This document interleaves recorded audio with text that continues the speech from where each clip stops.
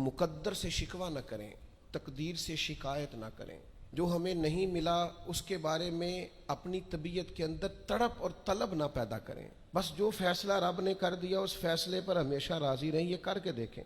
حضرت انس بن مالک رضی اللہ تعالیٰ عنہ فرماتے ہیں ایک پوری جماعت جنت میں جائے گی لوگوں کی، فرشتے ان سے پوچھیں گے کہ میاں حساب دے آئے ہو؟ تو وہ کہیں گے ہمیں تو کسی نے حساب پوچھا ہی نہیں۔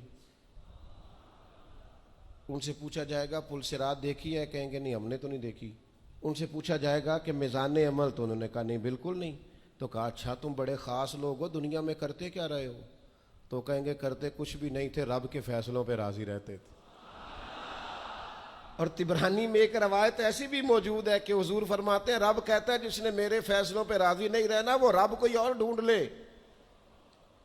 اگر تم میرے فیصلے پہ راضی ہی نہیں ہو، او بھائی میں اپنے ادارے کا سربراہ ہوں، جو میرا فیصلہ نہیں مانے گا وہ نکلے گا ادارے سے۔ میں اپنی جماعت اور تنظیم کے تعلق سے کوشش کروں گا کہ امیر کی اطاعت کا سبق دوں۔ اگر کوئی نظم و ضبط درست نہیں کرے گا، یہ ایک حال ہے یہاں کے جو مینجمنٹ کے کام ہیں، معاملات ہیں، ایک سربراہ آپ نے بنایا ہوتا ہے، اب اس کی اگر بات نہیں مانے گا کوئی ورکر، کوئی کام کرنے والا، تو یقیناً وہ کہیں گے کہ میاں آپ بات نہیں مان رہے، تمہارا نظم و ضبط خراب ہوتا ہے۔ تو اللہ کے فیصلوں کو جو لوگ تسلیم نہیں کرتے یقیناً وہ کمزور ہو جاتے۔